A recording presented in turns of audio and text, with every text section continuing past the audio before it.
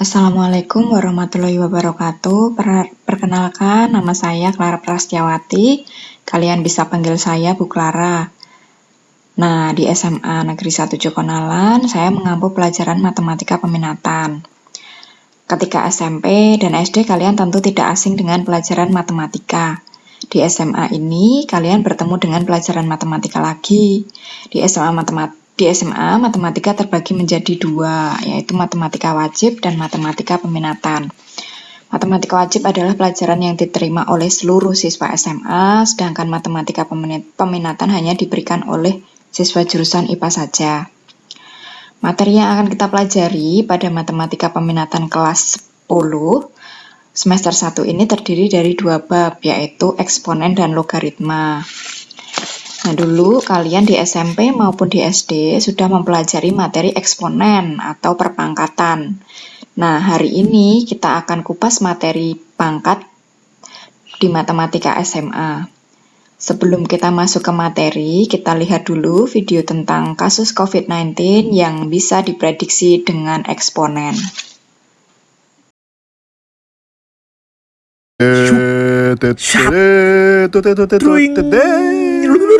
Oke, jadi kita semua tahu kalau misalnya akhir-akhir ini karena pandemi COVID-19 ini kita harus stay at home, kita harus social distancing dan sebagainya. Tapi sebenarnya kenapa sih kita harus melakukan hal itu gitu? Nah, sebenarnya hal-hal tersebut itu ada hubungannya dengan matematika. Jadi di video kali ini aku mau membahas hubungan COVID-19 dengan matematika. Oke, kita mulai dari pertanyaan. Kenapa sih kita harus social distancing? Kenapa sih kita harus karantina di rumah? Kita nggak boleh keluar-keluar? Kenapa sih sekolah itu sampai diliburin? Bahkan UN di cancel loh. Kenapa? Banyak konser-konser dan acara-acara besar ditunda, ibadah-ibadah ditunda, bahkan event paling besar juga ditunda, yaitu Tokyo Olympic 2020. Beda sedikit cerita, aku menjadi wakil Indonesia untuk bawa obor di Tokyo Olympic 2020. Tapi karena di cancel dari tahun depan, akhirnya aku tetap bawa obor, tapi eventnya tahun depan. Doain ya supaya lancar. Oke, balik ke topik.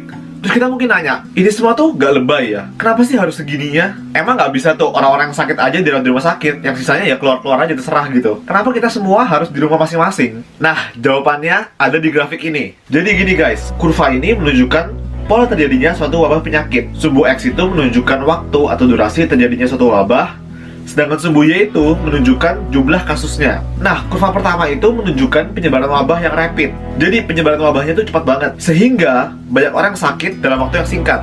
Terus ada kurva kedua. Kurva kedua ini menunjukkan penyebaran wabah yang lambat. Jumlah orang yang sakit itu lebih tersebar dalam periode waktu yang lebih lama. Mungkin kalian bertanya, loh enak dong Jer, kan yang pertama itu lebih cepat kena, lebih cepat selesai. Tunggu dulu, ada hal menarik yang harus kita perhatikan dari kedua kurva ini, yaitu sebenarnya jumlah orang yang sakit di kurva pertama dan kurva kedua itu sama. Lah, terus bedanya apa dong? Nah, di sini ada satu garis yang kita harus perhatikan baik-baik. Garis apa itu? Jadi satu garis ini menunjukkan kapasitas fasilitas kesehatan kita, yaitu jumlah rumah sakit, jumlah tempat tidur, jumlah dokter, jumlah perawat, jumlah alat kesehatan, dan lain sebagainya. Jadi kita sekarang bayangin kalau kejadiannya di kurva pertama, banyak orang sakit dalam waktu yang singkat. Kita bisa lihat kalau misalnya ada bagian kurva yang terletak di atas garis itu kan. Artinya ada banyak orang yang positif yang nggak bisa diurus di rumah sakit atau yang nggak bisa dapat perawatan khusus karena terbatasnya peralatan medis itu yang dari situ kan. Akibatnya apa? Yang pertama, tenaga medis kita kewalahan untuk mengurusi mereka semua. Yang kedua, pasti ada banyak pasien yang nggak dapat penanganan sehingga bisa menyebabkan lebih banyak orang yang meninggal. Sebaliknya di kurva kedua, meskipun penyebarannya lambat ya, meskipun selesainya lebih lama, tapi semua pasien yang positif bisa diurus dengan baik sehingga jumlah pasien yang meninggal bisa lebih sedikit dibandingkan kurva yang pertama. Nah, makanya nih kita harus memperlambat penyebaran wabah itu supaya kurva yang tadinya tinggi gitu bisa melandai, bisa lebih ke arah kurva kedua. Nah, melandaikan kurva atau memperlambat penyebaran itu disebut dengan flatten the curve. Kalian pasti sering dengar kan, flatten the curve. Nah, di sini ada satu hal lagi yang harus kita perhatikan baik-baik, bahwa penyebaran virus ini bukan merupakan penyebaran linear, melainkan penyebaran eksponensial. Apa itu linear? Apa itu eksponensial? Waduh, bahasanya susah ini. Nah, dulu pas pelajaran matematika pasti kita belajar grafik linear. Grafik linear itu kayak gimana? Grafik linear itu kayak garis lurus biasa. Misalnya, garis Y sama dengan X plus 10. Jadi, kalau linear, pertambahannya itu konstan. setiap hari tambah 10, tambah 10, tambah 10, tambah 10. Tapi itu beda dengan kasus kali ini. Kasus kali ini itu bersifat eksponensial. Maksudnya apa? Nah, kita coba pikirin contoh sederhana, nggak usah virus dulu. Kita coba bayangin ada toples nih ya. Dalam toples ini ada satu bakteri lucu yang bisa berkembang biak menjadi 2 setiap harinya. Lalu toples ini bisa menampung 1000 bakteri ini. Oke, kita bayangin di hari pertama bakteri tersebut berubah menjadi 2, ya kan? Jadi dia berkembang menjadi 2. Di hari kedua dia berkembang menjadi 4. Di hari ketiga dia berkembang menjadi 8 ya. Dikali 2 terus 4 kali 2 8. Di hari berikutnya 16. Hari berikutnya lagi 32.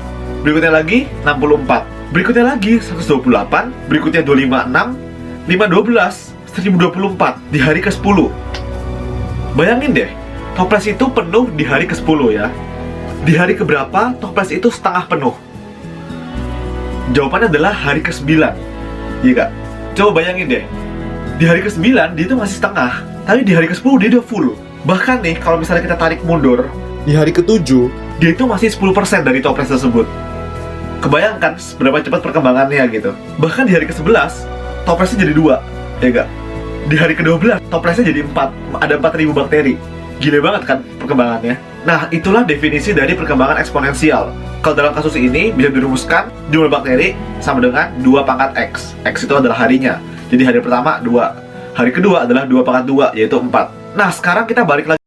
Setelah kamu melihat video milik Jerome Pauline, kita bisa melihat bahwa kasus corona bisa diprediksi menggunakan eksponensial atau perpangkatan. Nah, mungkin kamu masih ingat sifat-sifat perpangkatan yang sudah kamu pelajari di SMP dulu. Untuk mengingat kembali, kita pelajari mengenai pangkat bulat.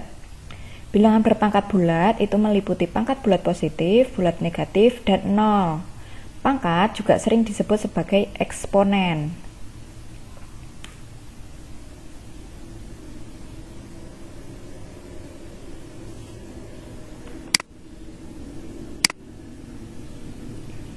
Selanjutnya, yang pertama pangkat bulat positif.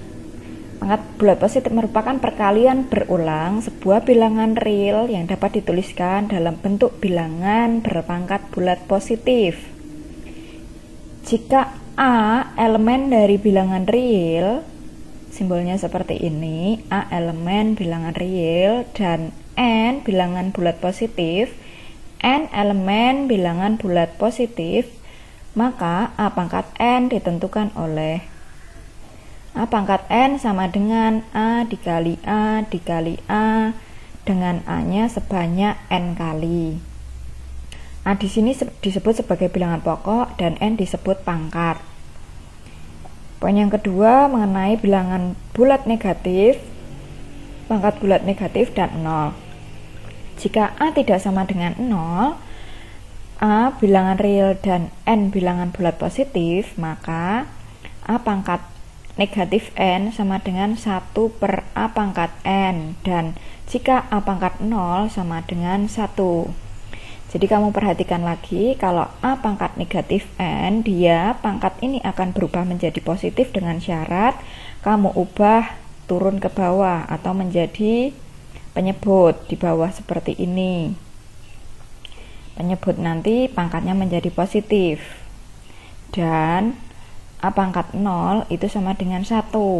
Berapapun nilai A, jika dipangkatkan 0, hasilnya berupa 1. Selanjutnya kita menuju ke sifat-sifat operasi hitung pada bilangan berpangkat bulat. Sifat yang pertama adalah A pangkat M dikali A pangkat N sama dengan A pangkat M plus N. Sifat yang kedua, dalam kurung A dikali B tutup kurung pangkat M sama dengan A pangkat M dikali B pangkat M. Sifat yang ketiga, A pangkat N dipangkatkan lagi dengan M, hasilnya sama dengan A pangkat N dikali M. Sifat yang keempat, A pangkat M dibagi A pangkat N sama dengan A pangkat M per A pangkat N. Di sini sama dengan A pangkat M dikurangi N. Jadi kita bisa lihat bahwa kalau dikali berarti pangkatnya dijumlah, kalau dibagi berarti pangkatnya dikurangi. Sifat yang kelima, A pangkat negatif M sama dengan 1 per A pangkat M. Sifat yang keenam, A per B pangkat M sama dengan A pangkat M per B pangkat M. Sifat yang ketujuh, A pangkat 0 sama dengan 1. Selanjutnya kita lanjut ke contoh soal. Contoh soal yang pertama, kamu diminta untuk menentukan hasilnya 2 pangkat 2 dikali 2 pangkat 5 dikali 2 sama dengan, tinggal kamu jumlah aja. Di sini 2 itu artinya 2 pangkat 1, sehingga 2 pangkat 2 ditambah 5 ditambah 1 sama dengan 2 pangkat 8. 2 pangkat 8 adalah 256. Selanjutnya poin yang B, 9 pangkat 7 dibagi 9 pangkat 5 adalah 9 pangkat 7 dikurangi 5 sama dengan 9 pangkat 2. 9 pangkat 2 artinya 81. Poin yang C, 3 pangkat 3 dipangkatkan 2 sama dengan 3 pangkat 3 dikali 2, hasilnya 3 pangkat 6. 3 pangkat 6 adalah 729. Yang poin D, 3 per 4 pangkat 3 sama dengan 3 pangkat 3 per 4 pangkat 3 sama dengan 27 per 64. Poin selanjutnya nomor yang kedua, nyatakan dalam bentuk bilangan positif. 5 pangkat negatif 3 itu artinya 1 per 5 pangkat 3. Selanjutnya yang B, 2 pangkat negatif 2 dikalikan X dikalikan Y pangkat negatif 4 sama dengan 1 per 2 pangkat 2 dikali X dikalikan 1 per Y pangkat 4. Di sini 1 dikali X dikali 1 adalah X per 2 pangkat 2 dikali Y pangkat 4 adalah 4 per Y pangkat 4. Selanjutnya poin yang C, P pangkat 3 dikali Q pangkat negatif 5 per 2 pangkat negatif 1 dikali R pangkat negatif 4 sama dengan P pangkat 3 dikali, nah karena di sini pangkatnya negatif, penyebutnya berpangkat negatif, sehingga kamu ubah menjadi pembilang, nanti nilainya akan berubah menjadi positif. Jadi gampangannya di sini negatif. Nah, biar jadi positif gimana? Ya dipindah ke atas. Kalau di sini negatif, biar lebih gampang gimana? Pindahan ke bawah. Jadi misal dia negatif, kamu ubah aja ke bawah atau ke atas gitu. Karena di sini negatif, berarti kamu ubah ke atas menjadi 2 pangkat 1 dikali R pangkat negatif 4 negatif, kamu naikkan ke atas jadi R pangkat 4. Selanjutnya Q pangkat negatif 5, kamu karena pangkatnya negatif, kamu turunkan biar menjadi pangkatnya positif. Jadi hasilnya adalah 2 P pangkat 3 dikali R pangkat 4 per Q pangkat 5. Selanjutnya kita masuk ke contoh soal yang ketiga. Sederhanakan bentuk berikut. Poin A, M kuadrat N per 2 dikali 4 dikali M pangkat 3 dikali N per M sama dengan 4 artinya 2 pangkat 2 dikalikan M kuadrat pindah ke sini, M pangkat 3 nya pindah ke sini, N taruh di sini, dan N dapatnya dari sini. Selanjutnya per 2 dikali M. Nah sekarang tinggal kita bolak-balik aja.